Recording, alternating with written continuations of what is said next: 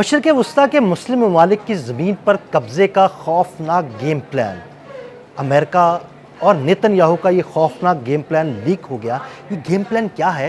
کیسے مشرق وسطیٰ کے کئی ممالک کی زمین پر قبضہ کیا جائے گا؟ اس بارے میں عامر رضا سے بات کرتے ہیں۔ عامر بھائی، ایک خوفناک منصوبہ، اس کی کچھ تفصیلات سامنے آئی ہیں کہ مشرق وسطیٰ کے کئی ممالک ایسے ہیں جن کی زمین پر قبضہ کیا جائے گا اور اس کے لیے باقاعدہ ایک پورا آپریشن شروع کر دیا گیا ہے۔ یہ گیم پلان کیا ہے؟ دیکھیں، پہلی بات تو یہ ہے کہ یہ جنگ ہی پوری ایک گریٹر اسرائیل کے لیے لڑی جا رہی ہے۔ اسرائیل نے ہی اس کو شروع کیا تھا اور اس کا مقصد یہ ہے کہ خلیج کے اندر جو عرب ممالک ہیں ان کو جو ہے ان پر قبضہ کیا جائے۔ وہ فنانشلی بھی ہے اور فزیکل بھی ہے، دونوں قسم کا قبضہ ہے۔ اور تیسرا یہاں پر جو فارس ہے یعنی ایران ہے، اس کو جو ہے تباہ کیا جائے۔ یعنی تباہ کرنے سے مراد یہ ہے کہ اس کو اس قابل نہ چھوڑا جائے یہ کبھی ریزنٹمنٹ کر سکے۔ اس کے لیے سب سے ضروری چیز یہ تھی کہ یہ حاق پہ حملہ کریں، اس پر قبضہ کریں، اس جزیرے کے اوپر جو کہ تیل کی درآمد برآمد کے لیے ایران کے لیے سب سے اہم ہے۔ اس کے جواب میں ایران ابو ظبی پہ قبضہ کرے گا اور اس قبضے کو چھڑانے کے لیے امریکہ اور اسرائیل جو ہے وہ نکلیں گے اور آہستہ آہستہ یہ سعودی عرب کے بہت سارے علاقے کو ساتھ شامل کرتے ہوئے متحدہ عرب امارات تک اسرائیل کی حکومت قائم ہوگی اور لیبنان جو ہے اس کے بیروت پہ یعنی اس کے دارالحکومت پہ قبضہ کر لیا جائے گا اور پھر اس کو بھی اسرائیل کا علاقہ اناؤنس کر دیا جائے گا۔ وہ تو ابھی صحیح نیتن یاہو کہہ رہا ہے کہ ہم بیروت پر حملہ دیکھیں، کریں گے، قبضہ کر لیں گے۔ نیتن یاہو کا پلان یہ ہے، اگر آپ نے نیتن یاہو کی وہ جو گریٹر اسرائیل والی ویڈیو ہے اگر آپ نے دیکھی ہوگی، لازمی بات ہے، اس میں وہ باقاعدہ نقشوں کی مدد سے مصر تک جاتا ہے اور مصر کو بھی وہ اپنی زمین سمجھ رہا ہے۔ غزہ اور فلسطین تو اس کی زمین وہ سمجھتا ہے کہ ہماری ہے۔ اب لیبنان اور شام کی طرف اس نے آنا ہے۔ یہ ایک بڑا گیم پلان تھا۔ اس میں ضروری یہ تھا کہ ایران کو جو ہے سب سے پہلے تباہ کیا جائے اور اب میں آپ کو بتاؤں، لیبنان میں جنگ مزید بڑھائی جائے گی اور مجھے جو خدشات اور خطرات ہیں اس میں یہ ہے کہ محدود پیمانے پر ایٹمی ہتھیار بھی استعمال کیے جائیں گے۔ محدود پیمانے پر اس لیے کہہ رہا ہوں کہ چند 100 کلومیٹر پہ تباہی مچانے والے ہتھیار بھی موجود ہیں۔ چھوٹے ایٹم بم ان کو کہا جاتا ہے یا ان کو نیوکلیئر وار ہیڈ کہا جاتا ہے، جن کی تباہی بہت بڑی نہیں ہے، ہماگیر نہیں ہے، لیکن ایک شہر کو تباہ کرنے کے لیے یا کچھ علاقے کو تباہ کرنے کے لیے وہ انف ہیں۔ اس طرح کی چیزیں بھی استعمال کی جا سکتی ہیں اور اس کے جواب میں اگر ایران پر استعمال کی جائیں گی تو ایران کے پاس بھی تسلی رکھیں کہ ایسی چیزیں ہی موجود ہیں۔ تباہی کس کی ہوگی؟ عربز کی۔ پیسہ کن کا جائے گا؟ عربز کا، گلف کا پیسہ جائے گا اور قبضہ کس کا ہوگا؟ اسرائیل کا۔ یہ بات حقیقت ہے کہ ایران کے پاس کوئی ایسی فضائیہ نہیں ہے۔ ایران کے پاس اگر کچھ چیز ہے تو وہ میزائلز ہیں اور بیلسٹک میزائلز ہیں اور بڑے خطرناک میزائلز ہیں۔ یہ بھی نہیں ہے کہ وہ ایران بالکل نہتا ہے، ہاں اس کے پاس فضائی اس طرح کی چیزیں نہیں ہیں، لیکن اس سے تباہی کہاں پہ ہوئے گی؟ بحرین، قطر، ابو ظبی، دبئی۔ آپ کو یہ جو ہے آنے والے وقت میں کویت، عراق کے بہت سارے علاقے، مجھے لگتا ہے کہ یہ شدید جنگ کی لپیٹ۔ عامر بھائی، آپ نے اسرائیل کے لبنان پر قبضے کی بات کی تو کل ٹرمپ کی نیتن یاہو کی فون کال پر بڑی گرما گرمی ہوئی، ٹرمپ نے نیتن یاہو کو بہت برا بھلا کہا، تو کیا یہ صرف ڈھونگ ہے؟ پہلی بات تو یہ ہے کہ ہیں کو عقب کچھ نظر آتے ہیں کچھ۔ آپ نے اکثر دیکھا ہوگا کہ جب لوگوں کے درمیان جھگڑا ہو رہا ہوتا ہے تو ایک بندہ بظاہر یہ کر رہا ہوتا ہے کہ یہ نہ کرو، نہ لڑو، لیکن وہ دوسرے کو ایک کو بچا رہا ہوتا ہے اور دوسرے کو مار پڑوا رہا ہوتا ہے۔ بالکل بین اس وقت جو ہے یہ دجل ہے، یہ دجال ہے۔ میں ٹرمپ کو دجال نہیں کہہ رہا، لیکن یہ دجال کا دجل ہے جو وہ استعمال کر رہے ہیں۔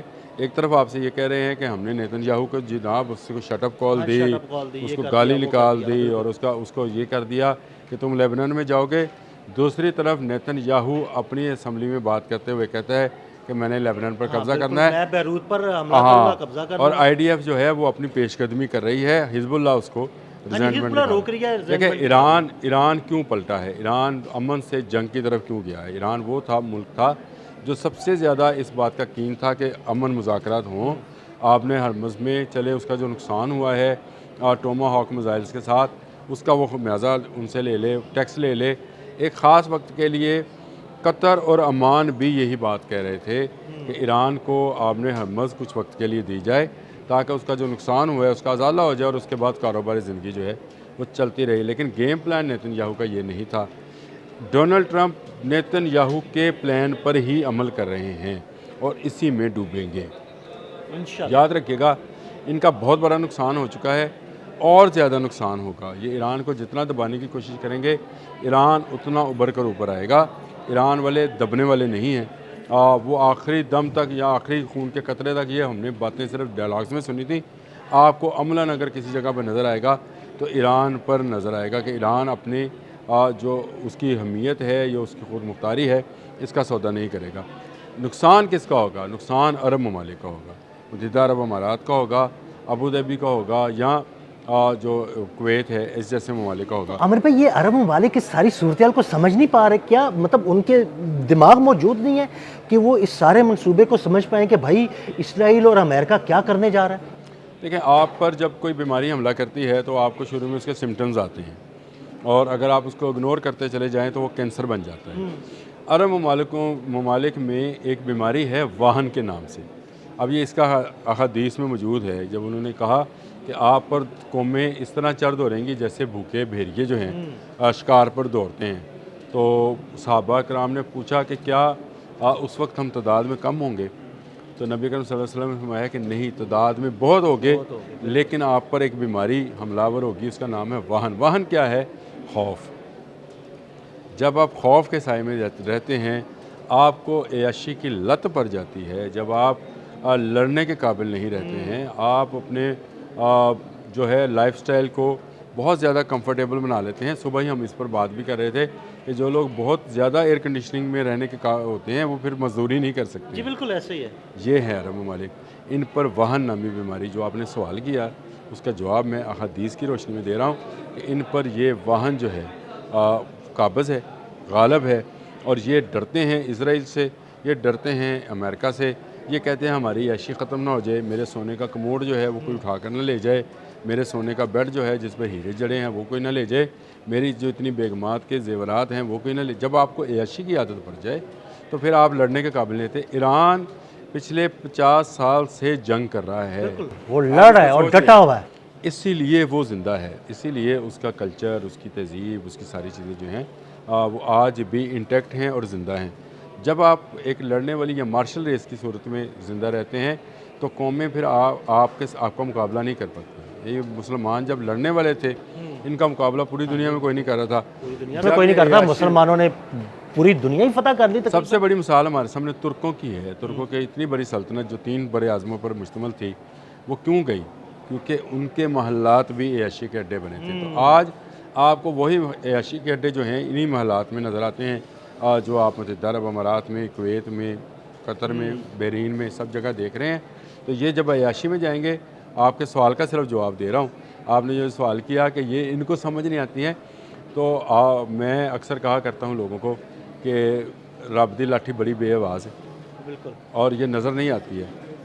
رب آپ کو ڈنڈا نہیں مارتا, مت مار دیتا ہے. بالکل ایسے ہی, کیونکہ آپ ان کی مت ماری گئی, ان کی مت ماری گئی ہے. ان کو نظر نہیں آ رہا کہ یہ سارا گیم پلان ہمارے نبی اکرم صلی اللہ علیہ وسلم یہودیوں کا پہلے سے بتا کر 14 سال پہلے ہی انہوں نے بتا دی تھی ساری. جب انہوں نے بتا دی تھی تو اب آپ کیا اس پہ پلان کریں گے؟ تو آپ کو تو یہ چاہیے تھا کہ آپ اکٹھے ہو جاتے, قطر, بحرین, دوحہ, دبئی, یہ سب اکٹھے ہوتے اور کہتے کہ جی ہم ایران کے ساتھ کھڑے ہیں. نہ امریکہ کو ضرورت ہوتی تھی نہ اسرائیل کو, بالکل نہیں ہونی تھی. لیکن آپ کیونکہ لکڑیوں کی طرح بکھر گئے ہیں, گٹھا نہیں رہے, آپ ایک بند میں نہیں رہے, آپ باری باری اس کو توڑی جا رہا ہے, باری باری وہ توڑتے چلے جائیں گے. اور یہ جو تباہی ہے, یہ حالانکہ یہ اس وقت امریکہ اور اسرائیل کا ساتھ دے رہے ہیں, یہ یہود و نصارہ ہی ان پر قابض آئیں گے, اور اس کی بڑی وجہ واہن جو بیماری ہے. میں نے بہت شکریہ عامر بھائی. عامر بھائی نے بڑی تفصیل کے ساتھ اس سارے معاملے پر روشنی ڈالی. مزید اپڈیٹس کے لیے ہمیں فالو کرتے رہیں اور کمنٹ سیکشن میں اپنی رائے سے ضرور آگاہ کیجیے گا. عدیل احمد اور عامر رضا کو اجازت دیجیے گا. اللہ حافظ.